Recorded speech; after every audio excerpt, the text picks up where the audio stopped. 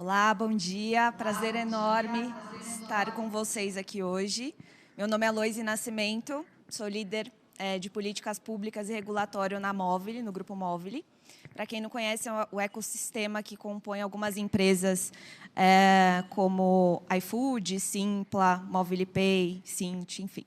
Várias empresas de tecnologia. Sou uma entusiasta de assuntos relacionados à tecnologia. Hoje, moderando esse painel. O título do nosso painel hoje é Novo Mundo Phygital, On e Offline Alinhados. Eu acho que depois dessa palestra maravilhosa, entusiasta, que a gente teve aqui, acho que vai ser mais fácil a gente conduzir, né, esse painel. Aqui, para dar o contexto, o nosso objetivo, claro que esse é um assunto assim que interfere em diversos setores. A gente vai focar um pouco nas plataformas, como que as plataformas sistêmicas contribuem para que empresas scale-up sejam mais disruptivas, colaborem mais e foquem realmente no cliente. Começando, eu vou pedir para todos se apresentarem e brevemente falar a opinião de vocês sobre esse contexto digital, phygital, enfim. Começando pelo Breno. Beleza. Bom dia. Primeiro emocionado aqui, né? Primeiro evento físico que eu participo depois que teve a pandemia, né? Participo de bastante eventos, sempre participei, mas esse aqui tá sendo especial, né? Pegar aquele Uber, né? Gastar ali um tempo para chegar aqui, mas muito bacana. Bom, acho que essa questão, até linkando com a palestra anterior, né? Tem um tema que me chamou muita atenção, que ele comentou dessa individualização da oferta, né? Dessa customização da oferta. E o mundo B2B, ele tem uma questão irônica, né, que é você ter essa customização, na verdade, deixou de ser tão abrangente, passou a ser um pouco mais parametrizável, um pouco mais pronta, né, pelo dinamismo do momento que a gente vive. E aí, toda essa questão do mundo físico, digital, da aceleração que se tem, né, o tempo que você tinha para uma análise de crédito anterior e o tempo que você tem hoje numa frente de uma tela de um aplicativo, tudo isso mudou muito essa dinâmica que a gente vive, né? Bom, sou Breno, economista, trabalho na Neurotech e prazer estar aqui com vocês. Show, legal. Marcelo? Bom dia. Também, para mim, aqui é bem interessante, porque é o primeiro evento presencial aí, pós-pandemia, e acho que é muito legal dividir.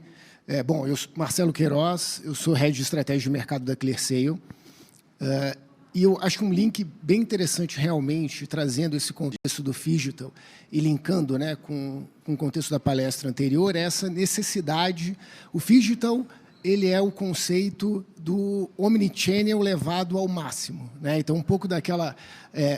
o omnichannel na mudança de era, né? Então, você, de fato, enxergar aquele indivíduo na individualidade dele, no contexto individual do momento dele. Então, é bem legal aquela questão da individualização, analisar o dado e o fato, né? E a ClearSale, ela é uma empresa líder de mercado em antifraude, em análise de contexto de fraude, e isso a gente traz ao extremo justamente nesse contexto do Phygital. A necessidade do Phygital é você conseguir olhar e entender qual é a necessidade e o risco envolvido naquele momento, para você dar a melhor experiência para o cliente e dar a melhor experiência para o cliente na preocupação da empresa, no negócio dela, no negócio B2B dela, ou B2C dela, para que ela consiga, entregando a melhor experiência, fazer a análise de risco correta, para que, com isto, ela alavanque o negócio, então, permita com que ela tenha, de fato, um modelo scale-up, atendendo o cliente e entregando o melhor serviço, mas sempre preocupado com a análise de risco no contexto correto daquele cliente, entregando a fricção necessária. Então, acho que, fazendo um link, foi bem legal, acho que a palestra anterior, e acho que realmente ajuda bastante a gente tangibilizar esse conceito do Phygital e a necessidade de tratar essa individualidade. Perfeito. Marcelo, outro Marcelo. Mais um Marcelo. Senhores, bom dia. Eu sou Marcelo Andrade, né? Eu represento a Suint, gestora de riscos. É uma empresa especializada em gestão de riscos. Sou consultor executivo e convidado para liderar um projeto que hoje é o core business da empresa, que é fazer a gestão de riscos para grandes empresas, grandes grupos. Nós já trabalhamos com algumas empresas que, por si só, já geram uma boa referência da Suint, como Petrobras, Localiza, Unidas, e, enfim, tem um portfólio bacana aí. Quando nós fomos convidados, nós fomos aproveitar e fazer um agradecimento para os nossos amigos do SERPRO, né, o Serviço Federal de Processamento de Dados. Nós fomos convidados e analisamos o tema, e foi riquíssimo para nós, porque a gente está falando de 2 propulsores de riscos, né? Ser scale-up por si só já é um grande propulsor de risco. E quando nós falamos também em digital, a gente já percebe o quanto que isso também está atrelado em fazer gestão de riscos no mundo físico e no mundo digital. Então, para nós, é uma oportunidade muito bacana de estar discutindo isso, conhecendo mais aqui com o pessoal, e eu acho que a gente tem bastante coisa para agregar nesse painel. Obrigado, pessoal. Legal. Bruno? Bom dia a todos. Meu nome é Bruno Jardim. Eu sou um dos fundadores e atual CTO da Power of Data. Gostaria de agradecer também a participação aqui nesse evento e poder contribuir, aprender bastante e contribuir com a experiência que a gente vem tendo nesse cenário de transformação digital. Pegando um link com a palestra anterior, que eu achei fantástica, o termo de idade média para idade mídia, e pensando nesse contexto, né, da transformação digital, onde os clientes estão cada vez mais mimados, eu fiquei pensando aqui, quem nunca entra no Google para fazer uma pesquisa sobre um produto, sobre uma empresa, entende ali o que você quer, as características daquilo que você está buscando, e procura por uma experiência diferenciada, e no final do dia você estava no mundo online e acaba indo numa loja física porque você queria ver o produto, queria ter o contato com alguém e acaba fazendo aquela compra ali. Então a gente entende que as pessoas estão cada vez mais multicanal, esse conceito bem colocado aí do Omnichannel. E aí, apresentando um pouco da Power of Data, a gente vem para justamente, por meio da tecnologia, entendemos que o caminho para chegar ao Omnichannel é através do Big Data e Analytics e a inclusão das pessoas utilizando tecnologia. Então, aí a gente entra com o fornecimento dessas plataformas que auxiliam nessa transformação digital. Legal, gente, muito interessante a história de vocês e como essas plataformas realmente contribuem, né, no nosso dia. Às vezes a gente nem percebe o quanto que isso influencia na oferta do serviço para os clientes, né? Agora, eu gostaria de fazer algumas perguntas para vocês, acho que para a gente explorar um pouco mais, começando até voltando para o Breno. Breno, a gente sabe que a gente está num momento delicado, difícil, mas na sua visão, o que você imagina que essa pandemia vai transformar no universo digital? Bom, primeiro, acho que quem estava atrasado, demorando, postecipando um processo de digitalização foi absolutamente impelido a fazer esse processo, né? Então, isso acho que é o primeiro legado que a pandemia deixa, né? Tem uma questão que a gente está observando muito forte também de RH, né? Que acho que também muda um pouco o negócio. Nós estamos falando de pessoas que fazem os negócios, né? Essa quebra das barreiras geográficas e tudo isso deu um dinamismo diferente para o trabalho das pessoas, né? Nesse contexto de você ter operações mais digitais, é necessário que você tenha investimentos em dados diferenciados, em modelos diferenciados, em organização dos dados internos, em busca de dados externos, e interpretar o teu cliente de uma forma diferente. Então, esse movimento de digitalização que todo mundo teve que fazer traz à tona mandatório que você tenha uma gestão de dados diferente agora, que você tenha uma gestão de modelos diferente. Um link com a palestra anterior também, tem uma frase que eu gosto muito, que é: a melhor forma de você ser injusto é tratar todo mundo igual. Cada cliente precisa de uma coisa, quer uma coisa diferente, num momento diferente. Os scores de crédito sempre foram muito usados para negar e aprovar, né? E eu brinco que assim, tem vida depois do ponto de corte, né? O que você faz com o teu cliente que está aprovado, o que você oferta para ele, qual o produto, qual o limite, qual o prazo, enfim, qual o tempo que você vai demorar para aquela análise, o que você vai exigir de informação na questão de fricção. Todo esse movimento, ele agora no mundo digital, ele é mandatório, porque a arena competitiva é pesada no mundo digital, né? Você não sai de uma loja, a decisão de sair de uma loja com um carrinho de compras é mais difícil do que quando você está no Alt F4 ali, você já fechou aquela tela e vai para a próxima. Então, toda essa gestão de dados, eu acho que ela vai ser agora um cenário mais preponderante do que já foi antes. Perfeito. E aí, Marcelo, linkando com o serviço que vocês oferecem de antifraude, como que você imagina que... Será que vai mudar a forma como a gente analisa a fraude dentro desse contexto novo, inclusive indo também, né, tendo essa mistura de online e offline? O interessante é que, na verdade, quando a gente olha a pandemia, eu acho que ela foi, de fato, um acelerador, né? Então, a gente fala bastante de transformação digital. O processo de transformação digital é um processo que, na verdade, ele já aconteceu. A gente está numa... né, essa era da mídia, a gente está na era da digitalização. Então, as empresas que não se digitalizaram, elas já estão extremamente atrasadas. Então, o que a gente está falando agora é um novo estágio. É o estágio onde você consegue trabalhar melhor o dado, aproveitar todos os dados, mas saber trabalhar os dados não de forma simples, né, o dado bruto, mas sim o dado correlacionado, que é justamente ter a capacidade de analisar fatos, né? Então, fazendo um link muito legal, que eu acho que aqui a gente consegue tirar vários insights da palestra anterior. E esse conceito de insight é justamente a necessidade atual. Então, no contexto de análise, qualquer tipo de análise de risco, né, e a gente pode falar análise de fraude, mesmo quando a gente fala de risco de crédito, o importante é você saber trabalhar dados. Então, quando a gente fala de entregar a experiência melhor para o cliente, entender o cliente, analisar o risco adequado, dar o tipo de fricção necessária na hora que ele vai fazer um onboard num aplicativo digital, hoje, será que o melhor modelo, e alguns acreditam nesse modelo de bala de prata, por exemplo, de biometria, todo o processo você tem que fazer uma biometria, esse é o melhor modelo? Então, por exemplo, a gente na Clearseio não acredita nisso. A gente acredita que você tem que analisar o dado, então conseguir ter dados suficientes para conseguir fazer a análise e acelerar essa análise com o máximo de correlação possível, seja com dados externos, com birôs ou outras fontes, ou N fornecedores que possam te dar essa percepção, esse insight daquele momento adequado. Então, e aí, a partir dali, você usa tecnologias para entregar experiência. Então, a gente está falando aqui de mudança, na verdade, é aproveitar. Então, o processo de digitalização já aconteceu. Então, a gente precisa aproveitar esse processo de digitalização, aproveitar os dados. Se as empresas não têm, precisam acelerar este processo. E, se elas não têm, existem pontes, de fato, que podem ajudar a acelerar, que são as empresas que já trabalham com isso. Então, a Clearseio, por exemplo, tem 2,7 bilhões de dados processados e correlacionados. É um exemplo de uma empresa que pode ajudar a acelerar uma análise de risco. Mas tem outras empresas. Então, aproveitar essas pontes, conseguir trabalhar esses dados para, com foco final, conseguir entregar a melhor experiência para o cliente. E aí, sim, você vai alavancar os seus negócios, mas, obviamente, se preocupando com os seus resultados financeiros e analisando sempre o contexto.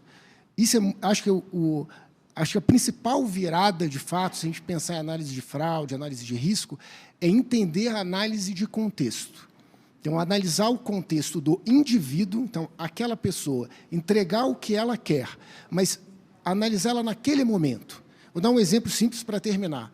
Imagina que eu estou abrindo uma conta digital com um celular que eu tenho há 1 ano. Se eu estou fazendo uma abertura de uma conta com um device que eu já uso há muito tempo, eu tenho um bom score de crédito, a experiência que eu gostaria de ter era muito fluida. Eu precisaria entrar no aplicativo, praticamente não fazer nada, ou digitar poucos dados, e eu já poderia ser habilitado. Agora, o mesmo indivíduo, perdi o meu celular ontem e adquiri um celular novo. E hoje estou fazendo a abertura de uma conta digital. Eu vou ficar chateado se, por acaso, me pedirem uma biometria nesse caso? Não, eu vou entender o contexto. Eu tenho um celular novo. Faz sentido essa fricção. Agora, naquela outra situação, se me pede uma biometria, eu vou entender que ele não entendeu meus dados, ele não me conhece. Não é possível que, com todos os dados que eu já tenho disponível, ele não consegue fazer uma análise adequada. Então, essa, acho que é a grande mudança se a gente saindo de transformação digital, de fato, numa era da digitalização, a necessidade de conseguir analisar o contexto, dar a fricção, entregar o que o cliente deseja. O que o cliente deseja é ter o produto adequado na melhor experiência possível. Então, acho que essa é a grande mudança que precisa de uma forma geral, e isso afeta, obviamente, a parte de análise de risco, e quando a gente fala de antifraude, mas risco de uma forma geral. Perfeito. A mudança de paradigma, inclusive, na forma de analisar, que, como a palestra anterior comentou, diferença entre analisar dados e analisar fatos. Muito legal. E, Marcelo, assim, ser scale-up aumenta a necessidade de prever o risco, na sua visão? A pergunta é ótima, Luiz, e de fato, falamos até disso na introdução, né? São dois propulsores. Sempre foi necessário para qualquer empresa pensar em gestão de riscos, né? Apesar de que até pouco tempo atrás isso era visto como algo a ser feito caso eu tivesse sucesso. Eu vou pensar em riscos a partir do momento que eu me estruturei. De certa forma, isso está permeado no nosso meio, a gente vê através de eventos e fatos aí que chamam a atenção, né? Por exemplo, recentemente nós tivemos, acho que na semana passada, o caso da Renner, né, que teve os seus dados sequestrados, seus servidores sequestrados. Então, de fato, para nós, de maneira geral, gestão de riscos ainda é algo a ser notado caso eu tenha sucesso. Até lá, vivemos a aleatoriedade do acaso, né? Nós, da Suinte, defendemos o contrário, né? Nós defendemos a ideia de que gestão de riscos ela tem que ser a essência da governança de qualquer empresa, seja um grande grupo, seja um boteco. Gestão de riscos tem que ser levada a sério como se fosse um viés fundamental da governança, tanto do boteco quanto do grande grupo. E, nesse caso, ser scale-up é um grande propulsor de riscos, né? São empresas que crescem em um ritmo anormal, né? São crescimentos que, inevitavelmente, vão trazer uma série de riscos atrelados a esse crescimento. Mais uma vez, eu vou citar esse caso recente da Renner, porque o seu online salvou o resultado anual da empresa, né? Por conta da pandemia, o resultado lojas físicas diminuiu e o online salvou o resultado da empresa e foi duramente afetado nesse evento recente. Então, para nós, quando nós falamos de ser scale-up, é importantíssimo pensar em gestão de riscos desde o início, né? E, obviamente, que o universo de riscos ele difere drasticamente quando você pensa em riscos na esfera física e riscos na esfera digital. Então, para nós, sine qua non em ser digital ou ser scale-up, considerar um projeto de gestão de riscos na sua base. Olha, nasci e não pensei em gestão de riscos. É momento de parar, chamar o seu grupo de diretores, conselho e dizer assim, precisamos pensar em riscos. A gente estava vendo ali a explanação na primeira hora, falando sobre Big Data, né? O valor que vai existir nesse conjunto de dados e fatos. E a segurança disso tudo, né?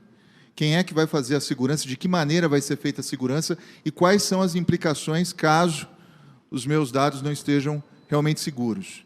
Então, para nós, para qualquer empresa é essencial ter uma visão voltada para a gestão de riscos.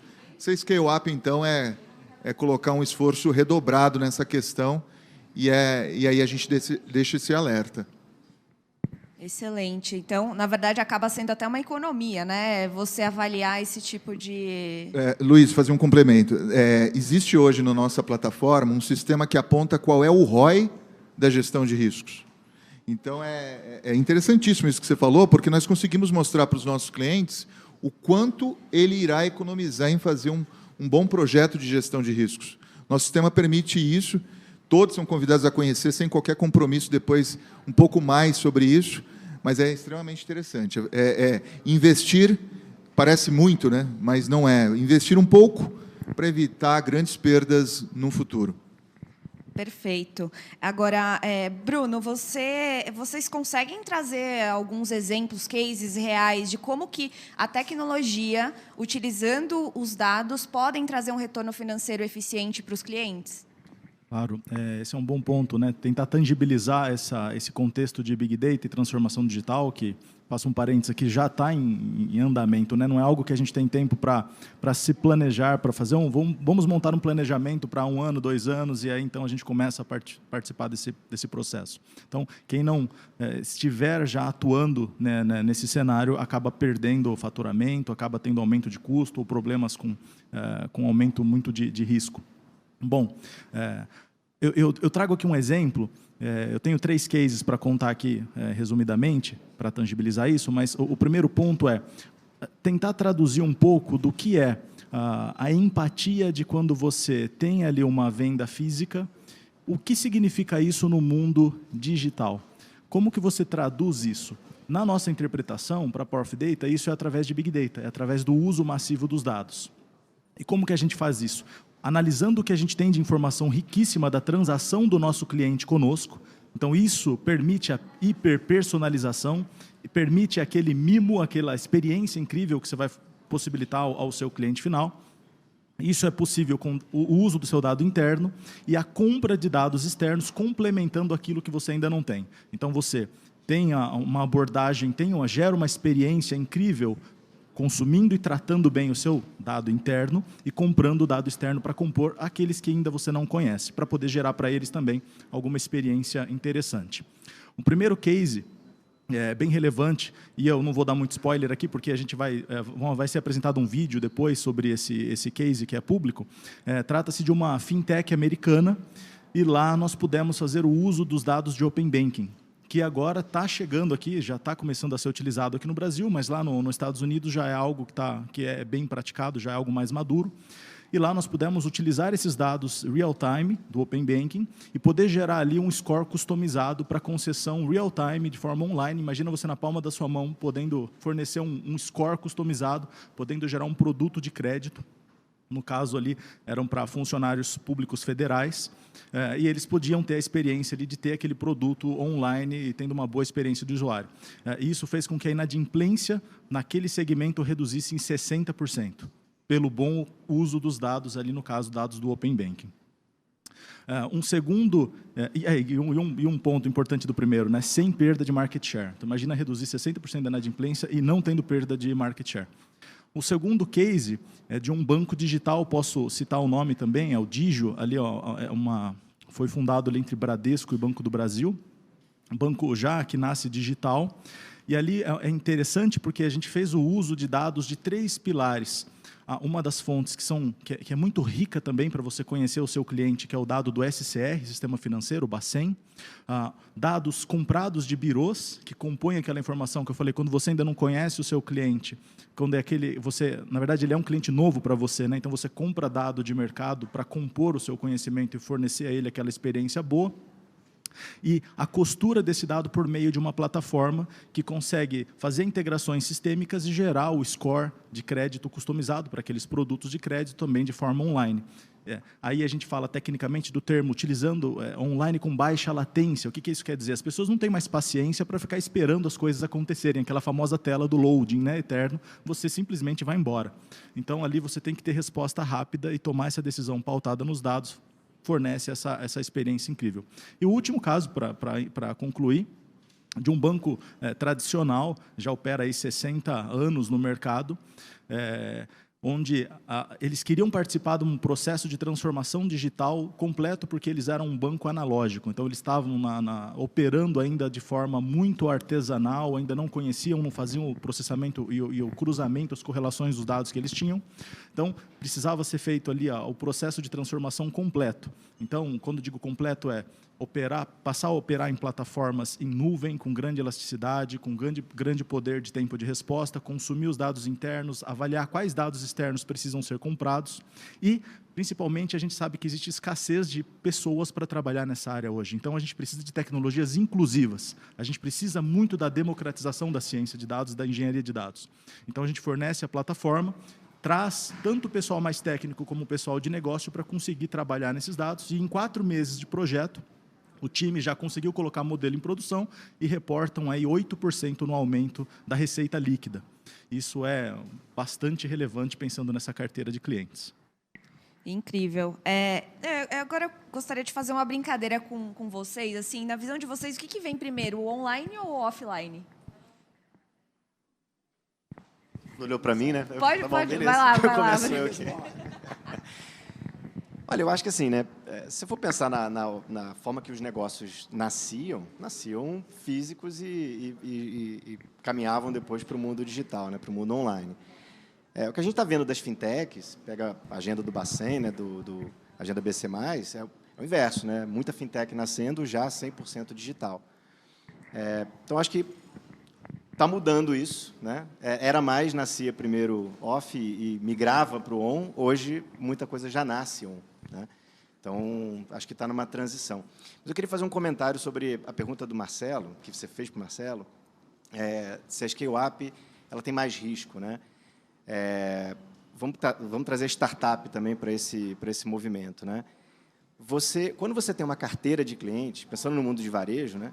Quando você tem uma carteira de clientes, dentro de casa, é um low-hanging fruit, né? Uma informação simples que você tem daquele próprio cliente, é mais fácil de você processar isso tudo. Não que seja fácil, né? Senão a Power of Data não existiria, né? Ajuda muito esse tipo de coisa, mas é mais fácil do que você tentar capturar uma coisa externa, testar e tudo mais. Quando você fala de cliente novo, você precisa partir de algum ponto que não está dentro de casa, né? Você precisa buscar informações fora. Você citou o Open Banking, Bruno, e aí eu acho que, nessa questão até de fricção, o Open Banking entra como uma luva, né? Porque hoje você vai me dar o seu CPF, me preenche um cadastro, então, mesmo quem está um pouco melhor, me preenche o CPF, já faço uma pré-análise e sigo depois para um cadastro um pouco mais completo.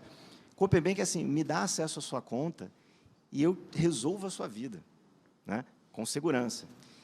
Isso no mundo online ou no mundo físico é uma questão transformadora, né? Você deixa de ter esse desconhecimento do cliente para você ter um conhecimento do histórico inteiro dele, que uma empresa muito grande já tem, já sabe, né? Então, uma brincadeira que eu gosto de fazer é assim, né? Imagina que você tem uma mercearia que você vai do lado da sua casa sempre, né? Então, aquele cara lá que te atende já sabe do jeito que você gosta da fruta, se é madura, se não é, que tipo de fruta, ele te conhece, esse tipo de coisa. Se você muda e vai na mercearia do lado, o cara já não conhece mais nada de você, né? O Open Banking ele vai trazer esse conhecimento inteiro, que está espalhado entre os bancos, inclusive, na palma da mão, né, do jeito simples, para uma fintech que acabou de começar. Então, isso vai dar uma acirrada nessa disputa do mercado de crédito, do mercado bancário, fabulosa, né? Então, enfim, nesse sentido, eu fico com o on. Legal. E quem que vocês acham que ganha nessa disputa, né? Porque na medida que você amplia também o acesso e tem uma assimetria de informações, quem que vocês imaginam que vai realmente se despontar dentro dessa briga, né, de leões, assim, na visão de vocês? Fiquem à vontade, quem quiser contribuir. Então, eu vou fazer um link com... Você perguntou, né? Qual vem primeiro, né? On ou off, ou o que ganha? Na minha visão, agora não existe nem primeiro nem segundo. É uma nova arena, né? Então, eu falei arena de digitalização, mas o phygital é isso, né? Então, você enxergar o seu cliente, ele está no físico e no online ao mesmo tempo. É isso que acontece. Você vai numa loja hoje, você pesquisa o produto, experiencia ele na loja e pode voltar a comprar no online, e não necessariamente naquela loja onde você experienciou ele. Então, o físico e o online, hoje, o que vem primeiro, on-off? Eu acho que, na verdade, os negócios precisam se transformar. A Clearseio, por exemplo, ela nasceu no mundo online, né? Então, a gente nasceu junto ali no começo, nos anos 2000, com o surgimento do e-commerce, a explosão do e-commerce no Brasil. Então, a gente nasceu online. Só que a gente migrou também para o físico. A gente atende clientes do segmento financeiro, telecom, venda direta, até mesmo varejo físico que está se digitalizando. Então, e hoje tem este movimento, né? Então, a gente olha como movimento, o que nasce? É on ou off? Na verdade, os negócios precisam viver nessa arena digital ou phygital. Então, você tem negócios digitais que querem ir para o mundo físico. Então, você pega uma Amazon da vida que nasceu no mundo online, e aí ninguém entendeu quando ela comprou o Whole Foods. O que ele está fazendo? Indo para o movimento físico, sabendo que ele precisa estar em vários pontos, e o contrário, clientes nossos, por exemplo, como a própria Via, que se transformou, saindo, né, num processo de transformação, saindo de um processo mais físico, de varejo físico, e acelerando a sua digitalização, ou a própria Magalu, que também é nosso cliente, que nasceu também no mundo físico, entendeu o processo de digitalização, se acelerou enormemente. E hoje, o que muitos não acreditavam lá atrás, mas o cara vai continuar com o físico, e por que ele... ele continua com o físico, está abrindo em outras geografias que ele não atuava, lojas físicas, mas 70% da receita dele vem do digital. Então, a arena digital, a arena phygital, não existe primeiro on ou off, na minha visão. Na verdade, eles nascem juntos e os negócios vão navegar, e se você tem a capacidade de estar no físico, no digital, você tem uma vantagem competitiva, se souber trabalhar os dados e entregar a melhor experiência. E aí, nesse ponto, quem é que sai ganhando? Na arena, por exemplo, do Open Banking, do Pix, o que aconteceu? Eu já escutei algumas análises falando que o Pix e o Open Banking são uma revolução tão grande no sistema financeiro como foram o Plano Real e a Lei de Responsabilidade Fiscal, que fizeram uma grande virada há 2 décadas, mais ou menos, e isso fez um processo de transformação. Tivemos alguns percalços aí no meio do caminho, mas realmente mudaram de forma estrutural. E o Pix e o Open Banking trazem essa capacidade para que quem é que vai ganhar nesse processo de revolução onde os dados estão abertos, óbvio, com consentimento, caso o cliente deseje e dê consentimento para o dado estar disponível, e em determinada condição para determinado banco ou instituição, para aquele produto, então, na mão do cliente. Mas se ele der esse consentimento, quem é que vai ganhar? Primeiro, quem souber usar esses dados de forma ágil, entregando a melhor experiência. Então, pode ser um banco incumbente, que saiba trabalhar os dados que tem, pode ser um banco que nasceu digital, pode ser uma fintech, pode ser um novo negócio, um agregador financeiro, uma instituição de transação de pagamento, que é uma modalidade nova de empresa surgido agora com o Pix e o Open Bank. Qualquer um desses pode ser o ganhador ou um dos ganhadores. Na verdade, o que vai determinar não é o porte da empresa ou qual é a empresa, é a habilidade que essa empresa entender de trabalhar justamente nesse mundo, onde, a partir do momento que ele tem aquele conjunto de dados disponível, entender o cliente, a individualidade do cliente, o contexto dele, que é aquele conceito do fato, aquele momento dele, e entregar a melhor experiência. Quem fizer isso, ganha. Agora, quem vai ganhar de fato, veremos aí ao longo do tempo. Luiz, eu vou pegar a esteira do que o Marcelo disse, porque eu acho assim, eu concordo plenamente com o que ele falou, e eu acho até que nós podemos até decretar aqui, baseado nisso, obviamente, né, dentro da nossa modesta opinião, que o ideal seria não colocar em competição física e digital. O ideal seria realmente pensar nessa integração. É mais ou menos assim. Nós temos uma nova realidade a conviver, um novo campo a explorar, porque, inevitavelmente, quando você pensa em priorizar um ou outro, talvez ainda não seja o seu momento de adentrar no digital, ou não seja o momento de adentrar no físico, mas isso vai acontecer. Esse processo embrionário ele já está acontecendo, e em algum momento você vai ter isso ou dividido em proporções semelhantes, mas o mais importante é você não ter a visão de prioridade sobre isso, porque, inevitavelmente, quando a gente faz isso, eu acho que nós acabamos dando ênfase para algumas coisas relacionadas, por exemplo, à oportunidade de crescimento, e deixando em segundo plano pontos que são importantes para um crescimento sustentável. Lembrando que o nosso painel fala de scale-up, a gente está falando de crescer de maneira diferenciada, mas precisamos fazer isso com segurança. Então, eu acho que é aí que é importante ter essa espécie de mantra. Os dois estão juntos. Talvez, na realidade do meu negócio, nesse momento, a proporção do físico seja maior que o digital, ou vice-versa, mas está preparado para lidar com isso, considerando que é um híbrido constante, dinâmico. Eu dei o exemplo da Renner, né?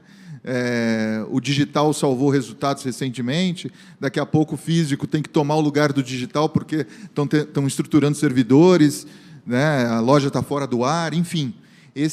Eu acho que esse é o movimento que a gente tem que considerar.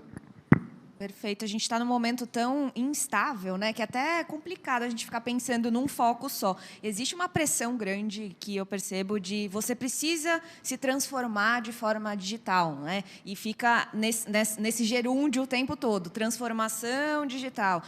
E, na verdade, a gente esquece que deve existir esse equilíbrio, né? Bruno, você tem algum comentário com relação a isso que a gente está debatendo aqui, que você queira explorar? Eu acho que, fazendo um resumo do meu entendimento entendimento e colocando meu ponto sobre esse tema, eu concordo que os dois estão, não deveria haver essa entre aspas, briga entre os dois, devem viver de forma harmônica, e a chave para o sucesso, a meu ver, está justamente nesse grande volume de dados que estão disponíveis hoje.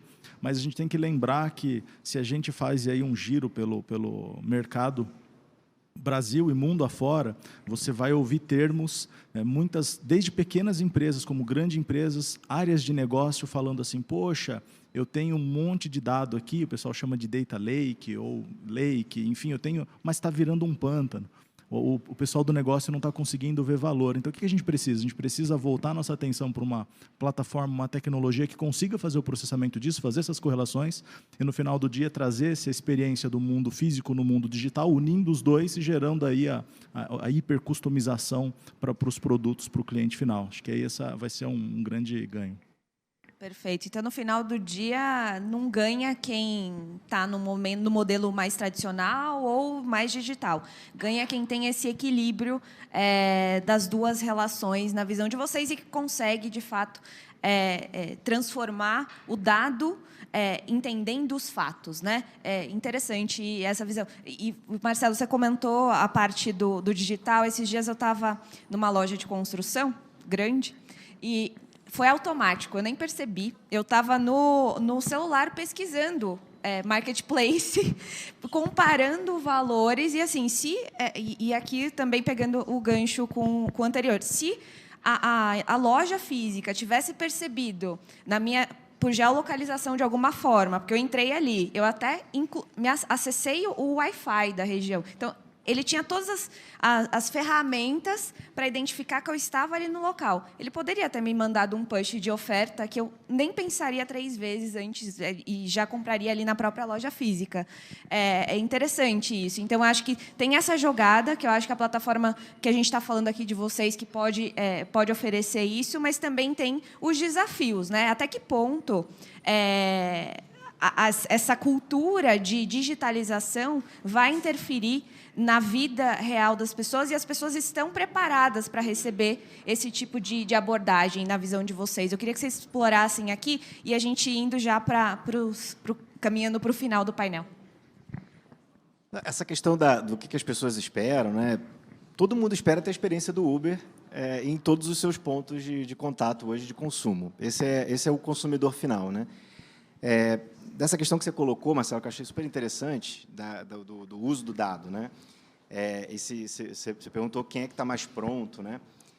É inegável que empresas maiores têm mais musculatura, têm mais capacidade, oxigenação para tratar esse tipo de coisa. Isso é inegável. Por outro lado, essas empresas têm um pouco mais de amarras, né? Uma empresa que nasce não tem tantas essas amarras. O que é bem empolgante de estar numa empresa como a Neurotech, imagino que dos colegas aqui também, é de você estar num setor que precisa desse tipo de serviço agora, para democratizar o uso desse dado. O acesso ao dado não é mais um problema, deixou de ser. Essa assimetria era a barreira de entrada e era o que fez concentrar o mercado de crédito em 85% nos 5 maiores bancos. Isso não existe mais. Agora, musculatura para você ir lá acessar esse dado e tratar é o que empolga de estar em empresas como a Neurotech, Licey, enfim, todos que estão aqui. Power of Data, Summit.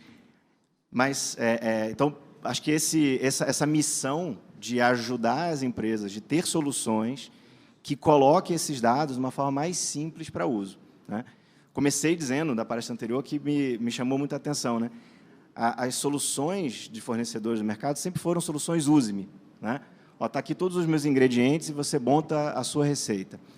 A gente tem visto uma tendência diferente, a tendência do iFood, né? Falar assim, não, eu quero... Desculpa, né? Acabei fazendo merchandising para você. Eu quero receber o prato pronto. Eu sei que eu quero comer o macarrão, não quero tomate, farinha e ovo para eu fazer o meu macarrão ao sul. Então, isso no mercado B2B tem sido uma tendência. Então, acho que esse é o papel de empresas que estão nesse ecossistema, de transformar isso no uso mais simples, deixando essa questão competitiva mais nivelada também no aspecto da musculatura. Perfeito, perfeito. Algum comentário que vocês queiram explorar? Não, eu concordo com o Breno e acho assim, o cliente ele sempre vai procurar experiências em que ele realmente tenha o efeito Uber, seja comprando material de construção, seja pedindo uma refeição e por aí vai. Eu acho que cabe a nós estar atento a esse movimento e tentar antever, né? Hoje você tem dados que te permitem fazer análises precisas, né? Então dar o salto à frente, como você disse na sua experiência. Ali existia uma oportunidade latente para te fisgar numa oferta, né? Os dados existem, o comportamento, o fato o cara sabe que você está na loja dele com aquele interesse, então é necessário ter essa proatividade. O Breno falou algo, ter essa musculatura para dizer assim, ó, de que maneira a tecnologia me ajuda a prever um movimento ou prever uma satisfação na experiência de contato com a empresa, não necessariamente compra, né?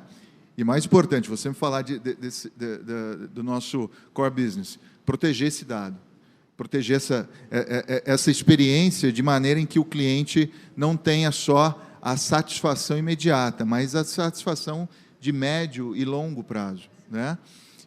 Muita gente, quando se depara com uma situação como esse case que a gente está usando de referência, se pergunta, onde está meu dado agora, né? O que se sabe a meu respeito, o que vai ser feito com isso?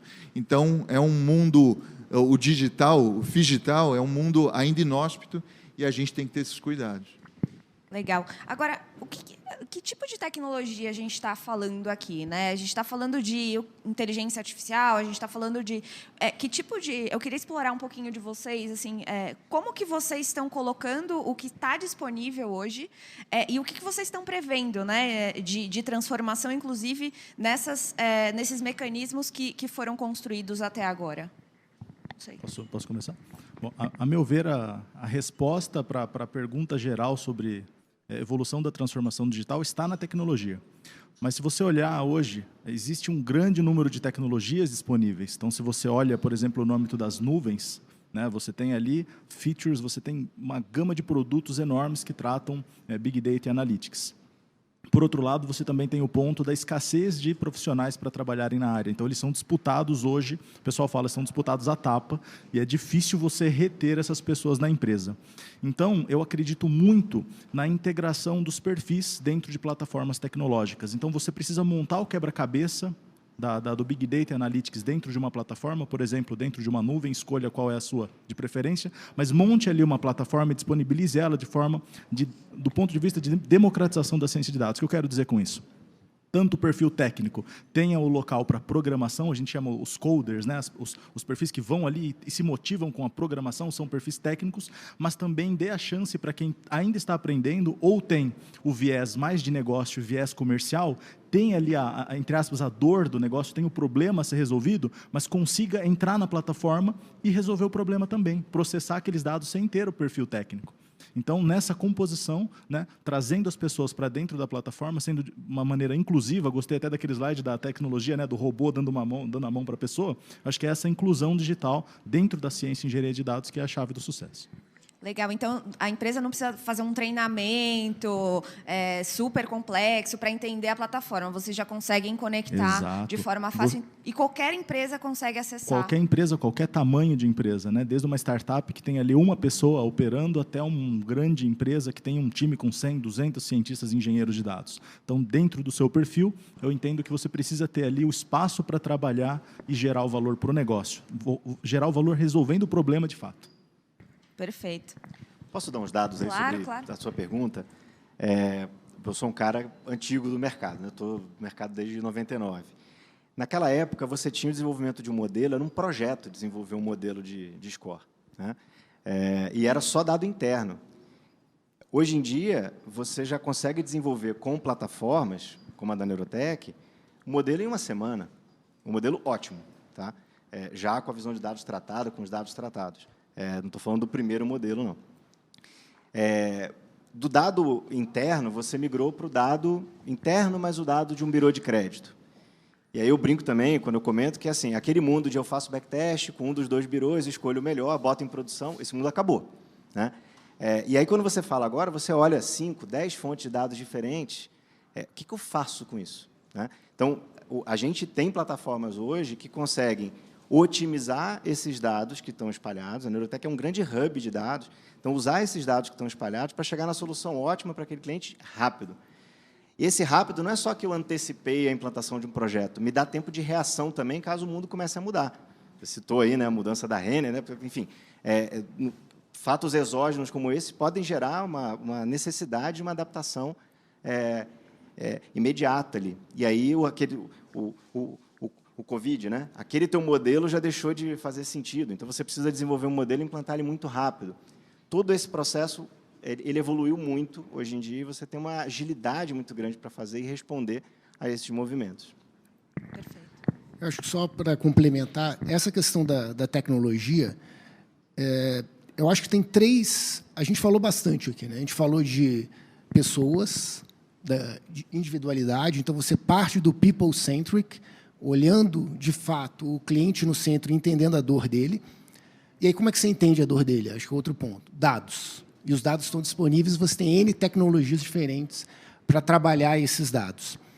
E o outro é associado a entender no cliente, usando as tecnologias, como, de fato, através das análises possíveis, com todas as tecnologias disponíveis, você consegue acelerar isso para atender o seu modelo de negócio e entregar a experiência para o cliente. É interessante, eu acho, acho legal, o Breno comentou essa questão, a Clearseio sempre trabalhou nesse conceito também. É legal dividir um pouco essa experiência, né? Então, é conseguir trabalhar o dado. Então, como eu comentei, a gente tem um data lake extremamente parrudo, sempre usou inteligência artificial, mas aquela mãozinha, né, a conexão ali da pessoa com a automatização usando inteligência artificial, mas sabendo a importância de qualificar os dados. E a qualificação de dados depende de pessoas, depende de cientistas de dados, pessoas que possam analisar, e na análise de risco, por exemplo, identificar se eu definir um score alto ou baixo, eu fiz corretamente? Se eu identifiquei que aquilo era uma fraude ou não, estava correto de forma automatizada, e depois calibrar isto, ajustar esses processos. Então, hoje a gente tem muita tecnologia para fazer isso. Se a gente conseguir usar os profissionais de forma adequada para trabalhar esses dados, você vai entregar sempre a melhor experiência para o seu cliente. Então, eu acho que são 3 grandes pontos aqui que a gente falou. Essa necessidade, a centralidade no cliente, mais do que no cliente, na pessoa, né? Então, é mais do que um cliente, ele é uma pessoa. Então, entender a individualidade dele, os fatos, usando um conjunto de dados que podem ser próprios ou de terceiros, com N empresas que conseguem entregar tanto dados como dados trabalhados, para análise de contextos diferentes. Por exemplo, Neurotech olhando, por exemplo, risco de crédito, Clearseio olhando antifraude, empresas, né, que possam ajudar na análise dos dados, na construção desses dados, ou em análise de risco, na análise de risco de todas essas informações dos seus processos. Então, acho que um resumo aqui do que a gente falou. Perfeito. Então, não basta ser digital, tem que ser digital com segurança, né? Até porque é isso que vai fazer com que as pessoas confiem naquela prestação de serviço que está sendo colocado ali. Ótimo. E agora, caminhando já para o final, gostaria que vocês dessem dicas, né, de como que vocês estão vendo que essas empresas que pode ajudar essas empresas a ter tudo isso que a gente falou aqui, o foco no cliente, no indivíduo, segurança na oferta dos produtos. Bom, eu penso assim, graças a essa experiência esse convite da Suint para liderar esse projeto, eu tinha trabalhado bastante com gestão e, mesmo para mim, acho que eram 25 anos de trabalho com gestão, não tinha ainda, e não tenho o menor problema em reconhecer isso, a visão da gestão de riscos, né? Hoje, para mim, isso é uma premissa. Então, o que eu diria, qual seria a dica para qualquer empresa? Pare, independente se você está tendo êxito, se você é realmente uma scale-up ou quer ser uma scale-up, pare e se reanalise a sua essência como empresa, né? A gente está falando sobre propor experiências que leve o cliente a se tornar fidelizado, que ele fique satisfeito com a experiência em si. A dica seria: reanalise a sua estrutura, a sua governança da ótica da análise de riscos, da gestão de riscos, né? Lá nós dizemos que nós aplicamos esse conceito com a ideia do 360 graus. Então, a moça ali pode escorregar numa casca de banana, ou, nesse momento, o pessoal da nossa tecnologia ter os seus dados do evento aqui roubados. É um mundo de gestão, de riscos em que nós temos que conviver, que, obviamente, se a gente parar e ter essa visão, fazer essa autoanálise, o crescimento tende a ser extremamente sustentável. Então, independente do porte da empresa, essa autoanálise, essa reflexão, para nós é muito bem-vinda. Legal. Bruno. Eu penso também, acho rever o processo, para e reveja o processo, acho fundamental, e eu gosto de pensar também no contexto de quais são os problemas que a sua empresa quer resolver. Obviamente vai estar pautado, a resposta vai estar pautada em dados, que vai ser o core da questão junto com as plataformas. Gosto daquela métrica que o Breno trouxe, né, de o tempo que se levava para desenvolver um modelo, e agora com uma plataforma que traz essa grande automação no mundo do Big Data e Analytics, você consegue trazer isso para semana e dias de desenvolvimento de implantação de projeto. Mas, nesse ponto, eu acho que você precisa definir muito bem quais são os problemas que você quer resolver e quais são os dados que você tem dentro da empresa. Então, pare e olha, o que eu já tenho aqui que explica meu cliente, que explica o comportamento dessas pessoas, né, que por trás do cliente é uma pessoa. O que eu tenho já de dado, o que eu preciso comprar de dado, e aí sim você toma essa decisão pautada já, orientada a dado. Isso traz um ganho de velocidade, redução de custo e redução de time to market incrível para os projetos. Legal. Eu vou colocar aqui um tripé, né? Que é dados, tecnologia e pessoas, né? Só que provavelmente quem ouviu isso agora já pensou, falou assim, verdade, eu tenho que ter uma tecnologia melhor para mim, eu tenho que ter o time adequado, eu tenho que ter o uso do meu dado interno. Interno e externo, tudo, nesses três aqui, né? Você tem muita tecnologia SaaS, já é um conceito consagrado, você tem o dado interno, dado externo, você tem pessoas internas e pessoas externas, o conceito de staff on demand, né? Que é um conceito de empresas exponenciais. Então, acho que resumiria nesses três, num bom equilíbrio entre esses três itens aqui, tecnologia, pessoas e dados, olhando para dentro de casa e para fora de casa sempre. Perfeito. Acho que eles comentaram bastante, acho que o que eu acrescentaria aqui, que já foi colocado, é olhar o seu processo de negócio, o seu cliente, e entender que para a entrega do teu modelo de negócio, para que ele, de fato, seja scale-up, você vai ter que entender o contexto do seu cliente a cada momento. Então, use os dados, use a tecnologia e as pessoas da melhor forma, e não acreditando que, para análise de risco, quer seja crédito, processo de autenticação, risco de fraude, não existe uma bala de prata, não existe um processo único, engessado, que você implementa, ou um processo único, ou um processo fluxo mais engessado, que vai atender todos os contextos. Então, entenda que é importante entender a necessidade do cliente, cada ponto, o contexto dele, e usar componentes de tecnologia, os dados adequados e a velocidade com a fricção necessária ou a menor possível para entregar aquilo que o seu cliente quer, que é velocidade, atender a necessidade dele, mas ele também está preocupado com risco, né? Então, a gente tem que entender que o seu cliente também está preocupado com risco. E a gente agora tem essas informações mais divulgadas de vazamento de dados, de todo o risco do mundo digital. Então, entendendo isso, o seu cliente ele vai entender quando ele precisa de um pouco mais fricção ou não. Então, configure as suas soluções, construa os seus processos, garantindo que você vai ter entregar e usar componentes de tecnologia, dados e processos sempre no momento adequado, da melhor forma e buscando sempre a menor fricção possível. Perfeito. Gente, eu quero agradecer a participação de vocês. Acho que aprendi muito aqui com grandes especialistas no assunto. E parabenizar o evento perfeito. Desde ontem eu estou acompanhando. Muito obrigada. Obrigado você, Luiz. Obrigado. Obrigado, pessoal.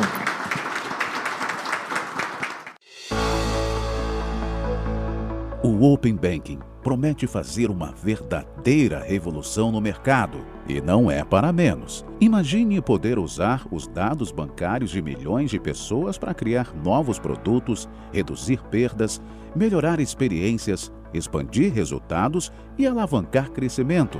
Mas sabemos que transformar dados em resultados palpáveis não é uma tarefa tão fácil. Requer inteligência, tecnologia, muitas horas de tratamento, processamento e modelagem, sem contar todas as exigências jurídicas. Isso tudo, somando as dificuldades vividas em projetos de dados e analytics, faz com que muitas empresas e profissionais tenham dúvidas e receio sobre o uso destes dados na prática. E é por isso que nós da Power of Data preparamos este material para desmistificar o Open Banking e mostrar usos e resultados. Vamos começar pelo básico. O que é o Open Banking?